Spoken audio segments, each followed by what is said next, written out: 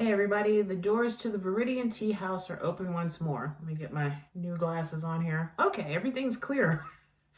I hope you guys are doing well. I'm doing fantastic. But before I get into the books and the tea, I just want to talk about the Moon Knight show. Oh my God, Moon Knight is amazing. It's so amazing. I levitate. I jump for joy off the couch. I'm sure my boyfriend is like, oh my God, what have I gotten myself into? Oscar Isaacs, Ethan Hawke, love the show. They only have 2 episodes out. I know the next one should be out tomorrow. I think it's tomorrow. But yes, I have you can tell I'm such a devout Moon Knight fan. I have this with pride and joy. But yes, I am loving the show so far. And it's actually I'm actually crossing it off my bucket list. It's like, watch a show about Moon Knight. Well, it's happened. So if you haven't watched it, it is fantastic. It is on, I forgot the platform that it's on. I want to say HBO Cinema. No, Disney Plus. Excuse me, Disney Plus. So if you have Disney Plus, please watch it. It's truly incredible, and I'm looking forward to the 3rd episode. So enough about that. Let's get to the books here. So the first one is The Beautiful Ones by Silvia Moreno-Garcia. And if that name sounds familiar to you, it should, because if you've read the book Mexican Gothic, she's the same author. This is a little bit different than Mexican Gothic, but no less of the spellbinding fiction that she writes really well. So let me just read the back of it for you without my glasses. They are the beautiful ones, Loisel's most notable socialites, and this spring is Nina's chance to join their ranks, courtesy of her well-connected cousin and his calculating wife. And she's a bitch. The wife is horrific. Anyway, but the grand season has just begun, and already Nina's debut has gone disastrously awry. She has always struggled to control her telekinesis. Neighbors call her the Witch of Old House, and in the haphazard manifestations of her powers, make her the subject of malicious gossip. Clutching the pearls for this one. When entertainer Hector Offray arrives to town, Nina is dazzled. A telekinetic like her, he has traveled the world performing his talents for admiring audiences. He sees Nina not as a witch, but ripe with potential to master her power under his tutelage. With Hector's help, Nina's talent blossoms, as does her love for him. But great romances are for fairy tales, and Hector is hiding a truth from Nina and himself that threatens to end their courtship before it truly begins. Overall, I enjoyed reading this book. I enjoy the way that Silvia writes. Having said that, the only problem I had with the book was the fact of the telekinesis. I really didn't think that it was that important to the story, because if you took it out of the story still stood on its own. It was quite solid. But I will say this though, I did like reading how Nina used her telekinetic powers to pour tea or put sugar in her teacup and slowly stir her tea. I thought that was really interesting. And I did like how Hector trained her to hone in on her telekinetic skills so that they weren't so wild. But again, this is just my opinion. I really didn't think that the telekinesis was that big of a deal, and if it had been taken out, still would have been a great story. Still would have focused on the beautiful ones. But this is a classic revenge story, and I freely admit I do like reading a good revenge story. So for The Beautiful Ones by Silvia Moreno-Garcia, I give it Viridian Tea House's 4 cups of tea. Overall, I thoroughly enjoyed the story, but like I said before, it really could have done without the telekinesis. I just didn't think it was that big of a deal. So, Beautiful Ones, Silvia Moreno-Garcia. And I purchased this book at Boulder Bookstore up in Boulder, Colorado. Hey guys, wonderful bookstore. If you ever find yourself in Colorado, I highly recommend going to Boulder Bookstore. So, the second book I want to talk about is actually published through a friend of mine's massive publishing house. I met John Hartness years and years ago. I can't even remember where. I think it was Connuga or Chattacon or something like that. But if you have not read anything by John Hartness, you need to read Bubba the Monster Hunter, Quincy Harker, his Black Knight vampire series, which is, it will have you guffawing. Yes, I said guffaw. It is fantastic. So his publishing company is called Falstaff Books out of Charlotte, North Carolina. And I was very happy and fortunate to read The Children of Menlo Park by Jessica Nettles. And I'll read the back of it for you without my glasses. Magical children, American legends, and the nation's first lady detective come together in this thrilling fantasy for fans of the Wild Wild West and the League of Extraordinary Gentlemen. Kate Warren shattered the glass ceiling and helped save a president as the first female Pinkerton detective. Now she's learning a new role in life, ghost detective. Coming back from beyond the veil to continue her work, Kate and her partner Shadow are tasked with finding a missing girl somehow linked to the famous wizard of Menlo Park, Thomas Edison. You see where this is going, right? But all is not as it seems with the strange inventor, and Kate begins to suspect that his strange assistant may be much more than he appears to be. What she learns is that Edison, the girl, and all her strange siblings are involved in something much deeper and far darker than she ever imagined. Now Kate and Shadow must join forces with a traveling snake oil salesman, a semi-retired combat airship pilot, Edison's most famous rival, and a legendary riverboat captain and itinerant scribbler of tales to keep Edison and his mysterious cohort from calling forth an ancient power and possibly the end of life as we know it. Check out that cover, man. Let's just start with that. I love the cover, and I'm gonna be honest. I didn't actually finish reading this book, and before you throw apples at this screen, it got a little bit confusing. When I first heard about this story, I was like, I'm not really an Edison Tesla fan. I mean, I think Tesla was awesome, and I knew the stories and all that kind of stuff. But this story was enough for me to go, all right, cool. I will read this. This sounds fascinating. Like I said, I didn't finish the book. Now, having said that, I like the way Jessica writes. I really, truly do. I just got a little bit confused with the action and what was going on during certain scenes. But what was interesting was that I would understand and comprehend what was going on, and then it was kind of like a hiccup, and I was like, wait, do I need to reread that again? I'm not really sure if I followed that.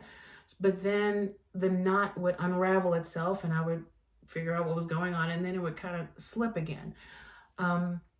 I don't know if I was in the right frame of mind to read this or what. Now, having said that, I truly did enjoy the concept of Kate. I love the fact that she still worked for Pinkerton as a ghost. I love the interaction that she had with her partner Shadow, and I love Shadow's background as part of the Brotherhood. Jessica, if you're watching this, if you happen to do a side book regarding Shadow and the Brotherhood, please do that. I would love to read that. I love the interaction between Kate and Shadow. I loved how they worked together. And I also loved how Jessica described inside and outside. Let's see. Oh goodness, I'm getting mixed up. But one was the land of the living and one was the land of the dead. And how things that went on with the land of the dead didn't even faze the land of the living. So those aspects I truly, truly did enjoy. And I'm taking a break from reading this book, and I'm going to pick it up where I left off after a couple of weeks or so, probably like next month. So for The Children of Menlo Park, I give it 4 cups of tea. And yes, like I said, I didn't finish the book, but I'm going to at a later date. I like the characters. I like the concept. I like Edison's shadowy assistant, Mr. Harry. I think it was Mr. Harry. And I also love the fact that even though Kate is dead, she can materialize. She can put enough power into herself so she can materialize and she can be tangible. And I also like the fact that she makes tea appear out of nowhere, especially Earl Grey, if I have that right. But yes, Jessica, I enjoyed this book. I really did. I just don't think I was in the right frame of mind at the time, but I do want to pick up where I left off in a couple of weeks or so. So once again, Jessica Nettles, The Children of Menlo Park, published through Falstaff Books in Charlotte, North Carolina, gets 4 cups of tea from Viridian Tea House. Thank you so much. Thank you for this. So, speaking of tea, let's get on to tea. And today's tea is from Big Heart Tea Company. This is actually called a cup of sunshine, and it literally is a cup of sunshine. The ingredients are turmeric, ginger, tulsi, Malabar peppercorn, and cinnamon. So Big Heart Tea Company is out of St. Louis, Missouri. And I just wanted to give you little facts about a couple of the ingredients in this. So with turmeric, supposedly turmeric is good for the brain, heart health, and also for immunity. So if you happen to use a lot of turmeric in your cooking, or you like a particular tea with turmeric in it, keep drinking it. Turmeric's just very good for you. And also with tulsi. Tulsi is an aromatic perennial plant, and another name for it is called holy basil. So if you've heard of holy basil, it's tulsi as well. And one of the factors that I thought was cool was the fact that it helps with stress. It lowers your stress. So Cup of Sunshine by Big Heart Tea. This is an herbal tisane, so there's no caffeine in it whatsoever. There's no Camellia sinensis in it, which is the tea leaf. But I love the fact that when you open up the package, it says, "You are awesome." And it's like, oh, well, thank you. Well, you're pretty awesome too. So in my celestial dragon mug, my first time trying it. Here we go.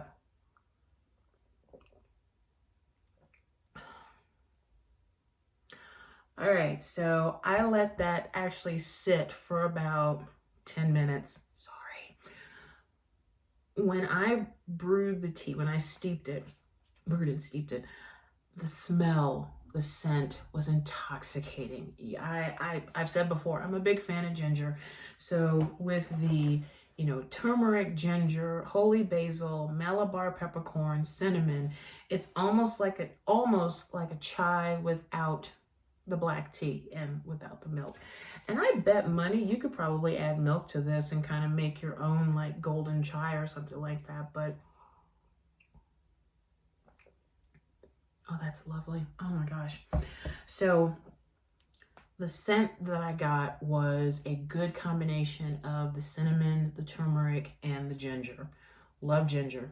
Love it. I try not to put it in all my tea blends, but there you go.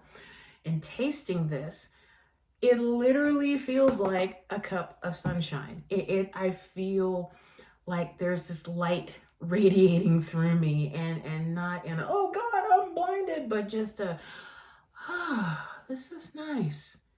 This is really, really nice. I could drink this all day and never get tired of it. And what's really cool about this too is that I don't need any kind of sweetener. There's no sweetener in this tea, like no additional sweetener like sugar or honey like that, but this is naturally sweet on its own. That is lovely. That's a good cup of tea.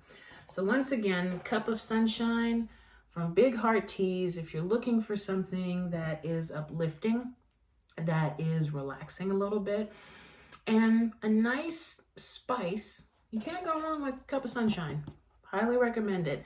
And actually, if I remember correctly, I think I met some of the representatives of this tea company at a tea festival. It was either the Midwest Tea Festival in Kansas City or the World Tea Expo in Las Vegas. I can't remember, but I do remember meeting them and that they were really, really nice. And actually, I got this from my job at Crate and Barrel. So Crate and Barrel Cherry Creek, yay. And I forgot another item I was going to talk about, but I can still talk about it. So as many of you know, I am now selling my tea in the Apothecary Fairy shop in Aspen Grove of Littleton, Colorado. Yay! Her store is amazing. Her products are amazing. I actually bought some doggy shampoo for my boyfriend's dog, and what's funny is that she smelled so good. She made his Jeep smell like rosemary and lavender for like several hours.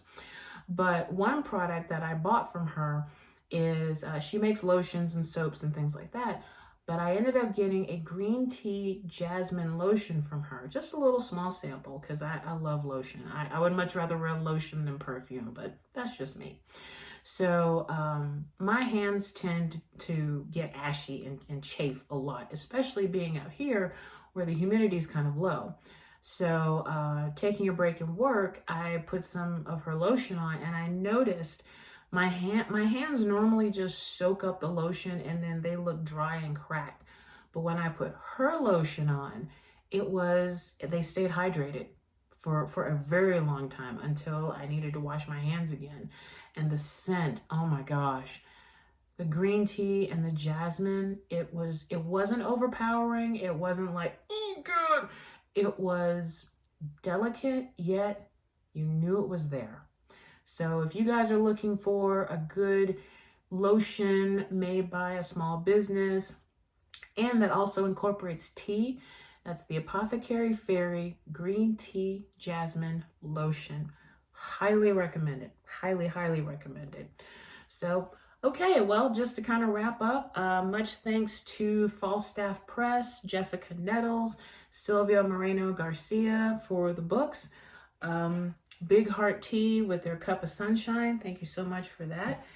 And also to the folks at Marvel Studios for making Moon Knight happen. So to kind of wrap up, let's do a breathing meditation. And so just get comfortable, either sitting or standing or lying down. And let's just close our eyes and take a deep breath in through the nose and out through the mouth.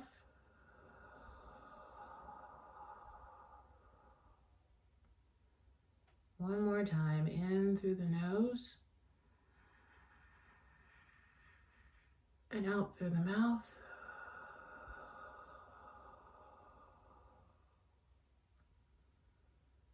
And now just breathe normally.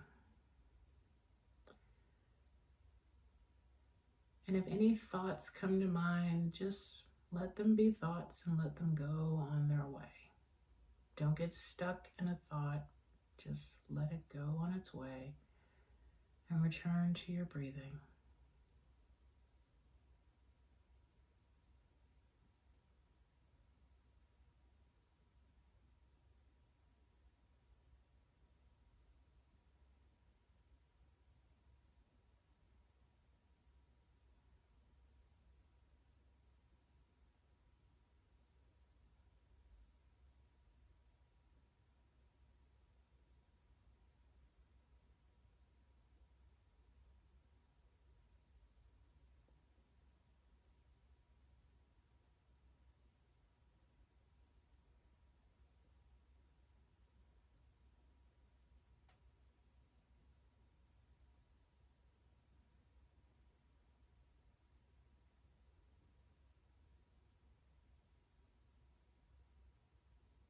And now as we wrap up this breathing meditation, take one deep breath in through the nose and out through the mouth.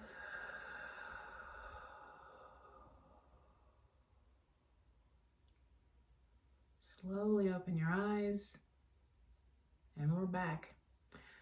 Thank you again, as always, for watching these crazy videos, and I never edit, so yeah. But thank you so much for watching these videos. I truly do appreciate it. And until then, raise your dragon tea mug high as I get my, there we go. Raise your dragon tea mug high and take care of yourself and each other. And I'll see you next week.